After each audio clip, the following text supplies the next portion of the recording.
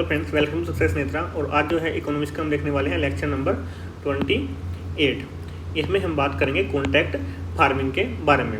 Contract farming का मतलब होता है आपका अनुबंध खेती। इसके बारे में हम बात करने वाले हैं। इसके बारे में हम क्या क्या देखेंगे। सबसे पहले हम देखेंगे जी अनुबंध खेती होती है वो क्या होती है, उसके बारे में इसके जो पॉजिटिव साइड है वो देखेंगे। इसके बारे में जो इसके जो चैलेंजेस हैं इसको लेकर आने की जो नेगेटिव साइड है वो देखेंगे। और इंडिया के अंदर जो रेगुलेशंस है इसको लेके वो देखेंगे, चाहे वो आपका APMC एक्ट हो या फिर आपका मॉडल कॉन्ट्रैक्ट फार्मिंग एक्ट 2018 हो। इन सब के प्रोविजन हम देखने वाले हैं। तो देन अगर आप हमें फॉलो करना चाहते हैं यूट्यूब, इंस्टाग्राम, ट्विटर और टेलीग्राम पर, देन आप हमें फॉलो कर सकते हैं @सक्सेस नेत्रा। हर जगह हमारा सेम हैंडल है। और आपकी कोई क्वेरी या सजेशन है हमारे लेक्चर के रिगार्डिंग, तो देन आप successnetra@gmail.com पर हमें मेल भी कर सकते हैं। आपकी जो सजेशन है उनको कंसिडर किया जाएगा। तो चलिए देरी न करते हैं, शुरू करते हैं हमारा आज का lecture. Contract farming. Contract farming का मतलब अनुबंध खेती। जो अनुबंध खेती है, कॉन्ट्रैक्ट फार्मिंग क्या होती है?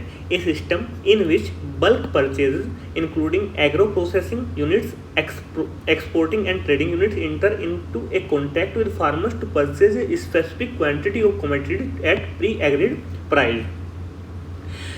These commodity should be meet the quality standard of purchases should be supplied in a time determined by the purchaser। In simple word हम बात करते हैं कि इसके अंदर में क्या होता है कि कोई भी एक बिजनेस फर्म होती है, कोई भी एक बिजनेस फर्म होती है, वो क्या हो सकता है, वो या तो एक परचेजर का ग्रुप हो सकता है, बहुत सारे परचेज उसमें मतलब बल्क परचेज जिसमें हो जाता है, या फिर आप कोई एग्रीकल्चर जो कमोडिटी होती है उनका जो प्रोसेसिंग करते हैं, कुछ ऐसी यूनिट हो सकती हैं, या फिर कोई एक्सपोर्टर्स हो सकते हैं जो मतलब विदेश वगैरह में ट्रेड कर सकते हैं। मतलब एक आपका बायर होगा और ये आपका एक फार्मर होगा, ठीक है, ये आपका एक फार्मर होगा। तो इन दोनों के बीच में एक कॉन्ट्रैक्ट हो जाता है। और जो ये कॉन्ट्रैक्ट होता है क्या होता है, जब हम खेती करते हैं उसकी जो बुआई होती है, उस मतलब फसल को उगाने से पहले ही उसका बीच में कॉन्ट्रैक्ट हो जाता है। और जो कॉन्ट्रैक्ट होता है कि भाई आप इतनी फसल उगाओ और जो भी ये फसल होगी हम इतने रुपए पर केजी या इतने रुपए पर क्विंटल के हिसाब से हम आपकी जो फसल है वो खरीद लेंगे। और इतनी क्वांटिटी में मतलब पता लगा कि 100 केजी उगाते हैं तो एक कोई भी कम्युनिटी आएगी, भाई 50 केजी मैं खरीद लूँगा आपका 50 रुपये पर केजी से। मतलब एक पहले ही इनकी कितनी क्वांटिटी इनको चाहिए और किस प्राइस पे ये खरीदेंगे ये आपका फिक्स हो जाता है। मतलब प्री एग्रीड आपका प्राइस होता है और जो आपकी क्वान्टिटी होती है वो भी स्पेसिफिक होती है। ये आपका हो गया। और जो कमोडिटी होती है ये आपकी जो क्वालिटी स्टैंडर्ड है उनको मीट करनी चाहिए। और जो ये प्रोड्यूस है एक टाइम फिक्स होना चाहिए कि इस टाइम के अंदर आपको जो परचेजर है, जो बायर है, उसको एक फार्मर को सेल करना होता है। मतलब ये नहीं है कि फार्मर ने कहा कि भाई मुझे 50 केजी चाहिए आपका, भैया 50 आपको उसको क्विंटल चाहिए और 1 साल के अंदर उसको चाहिए या 6 महीने के अंदर चाहिए। अब क्या होगा, फार्मर ये नहीं कि 25 साल इस साल दे देगा, 25 क्विंटल इस साल देगा और 25 क्विंटल इस साल देगा, नहीं, 50 के 50 क्विंटल इसको 6 महीने या 1 साल जो भी आपका टाइम फिक्स किया गया है उसी में इसको उनको जो बायर्स है उनको प्रोवाइड करना पड़ेगा। मतलब एक प्रकार का कॉन्ट्रैक्ट हो गया कि आप भाई आप फसल उगाओ और हम खरीद लेंगे इस रेट पे और इतने के जी हम फसल खरीदेंगे। ये आपको हो गया कॉन्ट्रैक्ट फार्मिंग। सेम यहाँ पे आपके लिए हिंदी में टाइप कर दिया है। अब जो कॉन्ट्रैक्ट फार्मिंग है इसके बेनिफिट्स क्या होते हैं? सबसे पहले की बात है कि जो मिडल मैन है उसको ये कहीं ना कहीं उस पर उसको कम कर देता है। Enhance market linkage and reduce dependence on middle man. यानी कि जो एक फार्मर है अगर उसको अपनी फसल है वो उसको सेल करनी है तो कहीं ना कहीं वो मंडी में जाएगा। तो मंडी के अंदर या तो आपको बिचौलिया मिलेंगे या फिर आपको जो APMC है यानी कि जो आपकी मंडी समिति है, तो कहीं ना कहीं ये चीज़ें बीच में आ जाती है। लेकिन यहाँ पे है कि यहाँ पे आपका बायर है, ये सीधा आपके पास जिसके पास में ज़मीन होगी उस फार्मर के पास में जाएगा कि भाई मुझे इतने क्विंटल गेहूँ चाहिए, आप उगा दो और इस रेट पर इतने केजी मैं आपसे खरीद लूँगा। तो कहीं ना कहीं जो मिडल मैन है वो यहाँ से ख़त्म हो जाते हैं। इससे जो आपका जो वेस्टेज होता है कमोडिटी का वो भी कहीं ना कहीं एलिमिनेट हो जाता है। एलिमिनेट कैसे होता है वो देखिए, क्योंकि एट लास्ट में होना क्या है, मतलब कोई भी फूड सप्लीमेंट है, अगर हम बात करें गेहूं की हम बात कर लेते हैं, अगर कोई गेहूं है एट लास्ट होना क्या है कि उसका कोई ना कोई उसका गुड्स प्रोड्यूस होना है, चाहे उसके बिस्किट प्रोड्यूस हो या फिर ब्रेड प्रोड्यूस हो या कुछ ही प्रोड्यूस हो, कुछ ना कुछ उससे बनना है। तो इसमें क्या होगा कि जो भी ये बिस्किट या फिर आपकी ये ब्रेड बनाने वाली जो भी कंपनी है तो वो क्या करेगी, वो सीधे इस किसान से कांटेक्ट करेगी और जो भी इसको चाहिए, जितना भी इसको गेहूं वगैरह चाहिए वो सीधा किसान से खरीदेगी और अपनी फैक्ट्री के अंदर में ले जाएगी। तो यहाँ पे है आपकी जो वेस्टेज है वो बिल्कुल मिनिमम हो रही है। और यहीं से जो है पहले किसान होता है, किसान उठा के अपनी इसको मंडी में लेके जाता, फिर मंडी में इसको सेल करता, फिर जो बायर है वो किसी और रेट पे किसी इंसान को सेल करता, फिर वहाँ से यहाँ पे जाता। तो हर जगह कहीं ना कहीं कुछ ना कुछ आपका वेस्टेज होता रहता, तो वो वेस्टेज यहाँ पे कहीं ना कहीं बिल्कुल कम हो जाता है। एंड इसके बाद में है, और जो फार्मर्स हैं उनको उनको अपनी जो कमोडिटी है उसका एक बल्क बायर मिल जाता है। उनको एक बल्क मतलब अगर इसने 100 क्विंटल गेहूँ उगाए हैं तो 100 क्विंटल का इसको एक साथ में बायर मिल जाएगा। ये नहीं है कि इसको जगह जगह घूमना पड़ेगा कि आज इस मंडी में, कल इस मंडी में, कल इस इंसान के पास, कल उस इंसान के पास, ऐसा नहीं। इसको एक बल्क परचेज मिल जाता है। इसके जो सारा का सारा इसका प्रोड्यूस है जो भी इसने उगाया है वो सारा का सारा एक साथ इसका बिक जाता है, सबके पैसे इसको इकट्ठा मिल जाते हैं। Facilitate better access of technology, crop diversification, financial and crop insurance. इससे क्या होता है कि जब भी कोई कॉन्ट्रैक्ट होगा तो कॉन्ट्रैक्ट के रूप में क्या होता है कि जो कोई भी कंपनी होती है वो कुछ इसको एडवांस मान सकते हैं आप, इन सिंपल टर्म बात करें तो एडवांस कुछ पेमेंट कर देता है। तो उस एडवांस पेमेंट से क्या करता है किसान कि या तो कोई टेक्नोलॉजी लेके आ जाएगा, जैसे आपका ड्रोन टेक्नोलॉजी लेके आ गया, या फिर इरीगेशन को लेके, या फिर कुछ आपके पेस्टिसाइड्स है उनको छिड़कने के लिए फसलों कुछ टेक्नोलॉजी वो लेके आ गया। एक तो वो चीज़ हो सकती है। और आपकी जो क्रॉप है उसको फाइनेंसिंग मिल जाती है, उसको फाइनेंस मिल जाता है कि उसमें अच्छे तरीके से वो खाद वगैरह डाल सके। लेकिन होता क्या है कि अगर उसको पहले एडवांस नहीं मिलेगा तो किसान क्या करेगा, किसान के पास में जितना पैसा होगा उतनी पूंजी लगाएगा और जैसे फसल हो जाएगी। लेकिन इसको कुछ एडवांस मिल गया तो जो एडवांस इसको मिला है इसका यूज इस फसल में कर सकता है। और इसी के साथ में जो आपका मॉडल कॉन्ट्रैक्ट फार्मिंग एक्ट 2018 है उसके अनुसार फिक्स कर दिया गया है कि जो कॉन्ट्रैक्ट फार्मिंग के अंदर जितनी भी आपकी फसल होगी, जो भी आपका प्रोड्यूस होगा वो इंश्योरेंस होगा। तो किसी कारण से अगर इसकी जो फसल है वो ख़राब भी हो जाती है तो इंश्योरेंस का क्लेम इसको मिल जाएगा। तो आपकी ये चीज़ें देखने को मिलती हैं। और किसानों को एक चीज़ हो जाती है कि अगर किसानों को अपनी जो फसल है, अगर किसानों को अपनी फसल है वो सेल करनी है तो उस केस में किसानों को क्या करना पड़ेगा कि अपनी फसल खुद अपने खेत से काट के और उसको निराई करके मंडी के अंदर ले जानी पड़ती थी। लेकिन इसमें क्या है कि इसके अंदर में नो नीड टू ट्रांसपोर्ट, यानी कि इसमें ट्रांसपोर्ट करने की रिक्वायरमेंट नहीं पड़ती। जो भी कॉन्ट्रैक्टर होता है वो सीधा जो भी प्रोड्यूस होता है वो फार्मर के खेत से ही अपना उठा लेता है, वहीं से ले जाता है। मतलब इसको ट्रांसपोर्ट करने का इसकी जो चीज़ें हैं वो बच जाती है। और इससे होता क्या है कि जो न्यू जनरेशन है वो भी फार्मिंग को एज ए कैरियर लेने के बारे में सोचते हैं। लेकिन होता क्या था पहले कि क्योंकि फार्मिंग एक ऐसा चीज़ है जिसके अंदर आपको कहीं ना कहीं आज भी मैन पावर की रिक्वायरमेंट पड़ती है।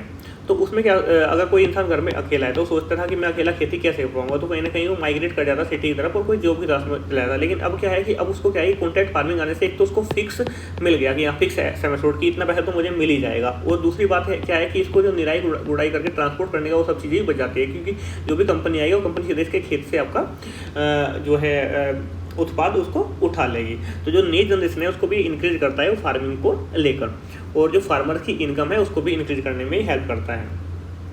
तो ये कुछ बेनिफिट है आपकी कॉन्ट्रैक्ट फार्मिंग के। सेम यहाँ पे मैंने आपके लिए हिंदी में टाइप कर दिया है। जो चैलेंजेस है कॉन्ट्रैक्ट फार्मिंग को लेके, ये क्या है, dependency of farmer on companies, कि जो फार्मर्स हैं उनकी कहीं ना कहीं जो आपकी बीज और इक्विपमेंट के लिए कंपनी पे उनकी डिपेंडेंसी बढ़ जाती है। होता क्या है कि जैसे कोई भी कंपनी है, ठीक है, अगर किसी भी इंसान इसने कॉन्टैक्ट कर लिया कि भाई आपको 100 क्विंटल मुझे गेहूँ देना है, तो 100 क्विंटल गेहूँ के अंदर इसको कुछ ना कुछ इन्वेस्टमेंट भी करनी पड़ेगी, इसको इनपुट भी डालना पड़ेगा। तो इस इनपुट के लिए पैसा कहाँ से आएगा, तो ये कंपनी एडवांस देगी, तो उस एडवांस की वजह से जो उसकी डिपेंडेंस है सीड और इक्विपमेंट के लिए कंपनी के ऊपर बढ़ जाती है।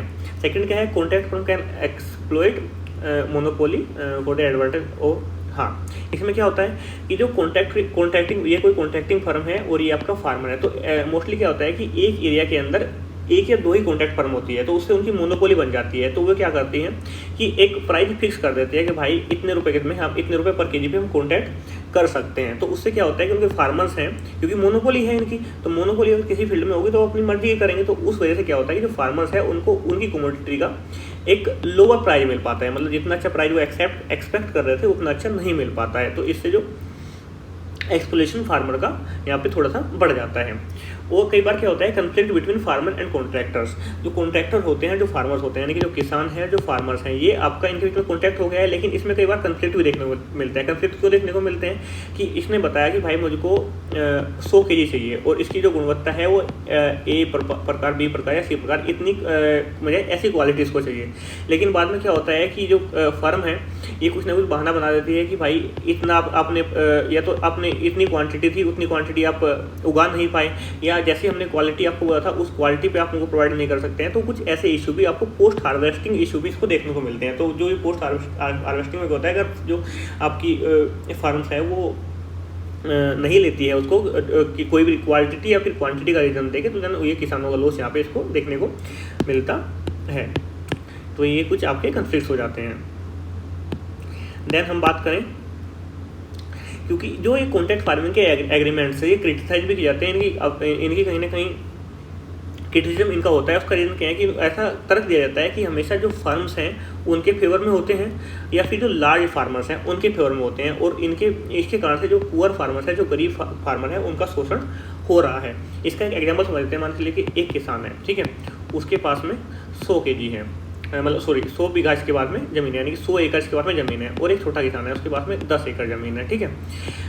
अब क्या होगा कि ये तो कहीं ना कहीं, अगर हम गेहूँ की बात करें तो ये आपका 20 रुपये पर केजी पे देने को तैयार हो गया, लेकिन 20 रुपये पर केजी पे भी अगर देगा तो इसको एक अच्छा खासा अमाउंट मिल जाएगा, और इसलिए अपने परिवार को एक अच्छे तरीके से चला सकता है। यानी कि हो सकता है कि इसको 1 या 2% कम प्रॉफिट हो, लेकिन इसको एक अच्छा खासा एक टोटल अमाउंट्स को मिल जाएगा। लेकिन जो छोटा फार्मर है उसकी लाइफ पे 1 से 2% से ही बहुत ज़्यादा फर्क पड़ता है। तो उससे क्या होता है कि जो छोटा फार्मर है वो कहीं ना कहीं उसका एक्सप्लोजन देखने को मिलता है। जो लार्जर फार्मर है वो सोचते हैं चलो कोई बात नहीं, थोड़ा बहुत लॉस होगा भी होगा तो, लेकिन मुझे पैसा इकट्ठा मिल जाएगा। लेकिन जो छोटे किसान है वो ऐसा नहीं कर पाते हैं कि उनको एक अपनी जो फसल है उसका एक अच्छा प्राइस उनको चाहिए होता है। लेकिन जो ये एग्रीमेंट होते हैं वो हमेशा तो आपके जो फार्मिंग कंपनी होगी, जो कॉन्ट्रैक्ट वाली फार्म होगी उसके फेवर में होंगे, या फिर बड़े किसानों के फेवर में ये होते हैं, क्योंकि उनकी मोनोपोली वहाँ पे होती है। और जो बड़े किसान हैं उनके पास में उन्हीं के साथ में कॉन्टैक्ट करना भी जो ये कंपनी है वो पसंद करते हैं, क्योंकि इनको एक ही आदमी के पास बहुत सारी ज़मीनें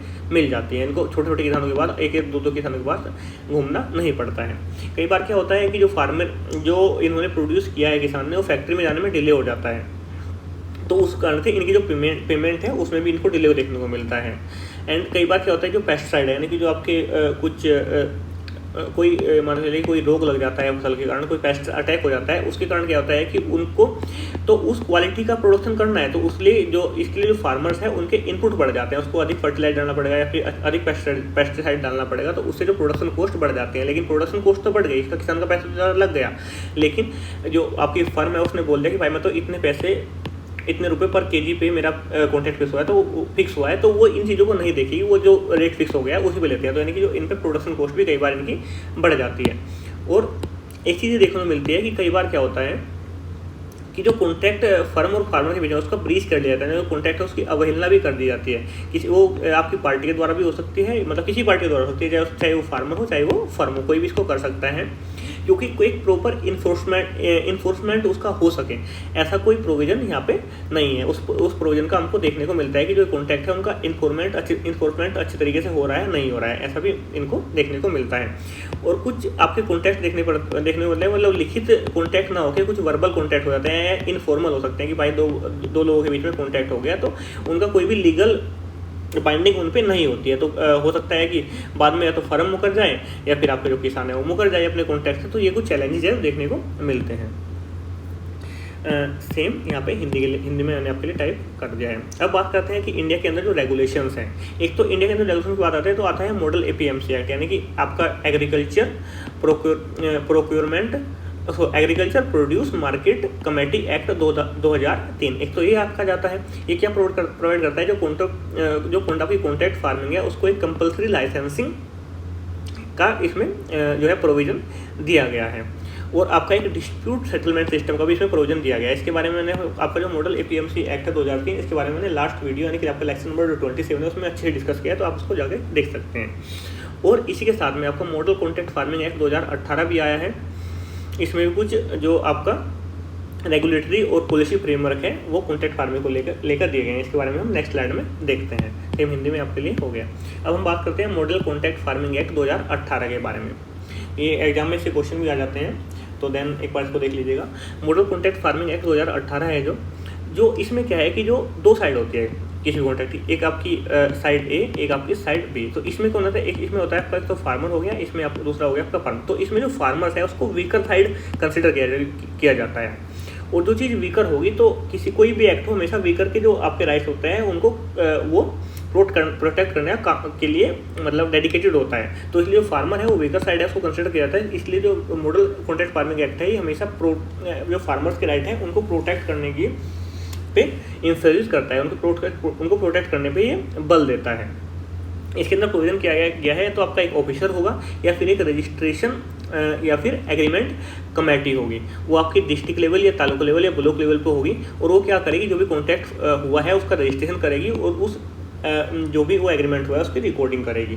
तो ये इसका काम है, मतलब या तो एक ऑफिसर हो या फिर एक रजिस्टरिंग या फिर रजिस्टरिंग और एग्रीमेंट रिकॉर्डिंग कमेटी का प्रोविजन होना चाहिए। और जो भी कॉन्ट्रैक्टेड प्रोड्यूस यानी कि जो भी कॉन्ट्रैक्ट के अंदर जो भी प्रोड्यूस है, जो भी कमोडिटी है जो आ रही है, वो आपका इंश्योरेंस के अंदर कवर किया जाना चाहिए। तो ताकि किसी भी रीजन से अगर फसल वगैरह को कोई नुकसान होता है तो उसकी भरपाई इंश्योरेंस के पैसे से की जा सके। कोई भी परमानेंट स्ट्रक्चर डेवलप नहीं की जा सकती, जो आपकी कॉन्ट्रैक्टर है उसके द्वारा फार्मर की जो लैंड है उस पर कोई परमानेंट स्ट्रक्चर नहीं वो आपकी डेवलप कर सकता। कोई भी उसके ओनरशिप राइट आपके जो कॉन्ट्रैक्टर है उसको ट्रांसफ़र नहीं होंगे। सेकंड, आपका जो है जो प्री एग्रीड क्वांटिटी यानी कि जो कॉन्ट्रैक्ट में जो पहले से एग्री कर दिया क्वांटिटी, जिस प्राइस पे एग्री कर दिया है, तो उसको बाइंग उस एग्रीड क्वांटिटी पे और उस एग्रीड प्राइस पे बाई करने के लिए इंश्योर करना, इसका जो है इसमें इसके प्रोविजन किए गए हैं। और इसका एक मेन प्रोविजन है accessible and simple distribute management mechanism, यानी कि अगर कोई भी डिस्प्यूट होता है फार्मर के बीच में या फिर आपका फर्म के बीच में, कॉन्ट्रैक्टिंग फर्म के बीच में, तो उसका एक एक्सेसिबल और एक सिंपल डिस्प्यूट मैनेजमेंट सिस्टम हो, और वो जो आपका सिस्टम हो, मैकेनिज्म हो, वो आपका लोएस्ट पॉसिबल लेवल पर, यानी कि आपके डिस्ट्रिक्ट लेवल पर हो, फिर आपका ग्राम लेवल पर हो, आपका तहसील लेवल, मतलब एक लोएस्ट जो ईजिली एक्सेसिबल हो हर एक इंसान के लिए, ताकि वो उसको ईजिली रीच कर सके और किसी भी फार्मर का वहाँ पर एक्सप्लोइटेशन देखने को मिले। तो देन सेम मैंने आपके लिए यहाँ पे हिंदी में टाइप कर दिया है। और आज के लिए इतना ही। Thanks for watching. अगर आपको वीडियो पसंद आई होगी, कुछ इन्फॉर्मेटिव लगा हो, तो आप शेयर और सब्सक्राइब कर सकते हैं हमारे चैनल को। और अगर आपको इसकी PDF चाहिए तो आपको PDF मिल जाएगी हमारे टेलीग्राम चैनल से। टेलीग्राम हमारा हैंडल है @सक्सेस नेत्रा, जिसका लिंक भी आपको डिस्क्रिप्शन बॉक्स में मिल जाएगा। तो आज के लिए इतना ही, मिलते हैं नेक्स्ट वीडियो में बहुत जल्द।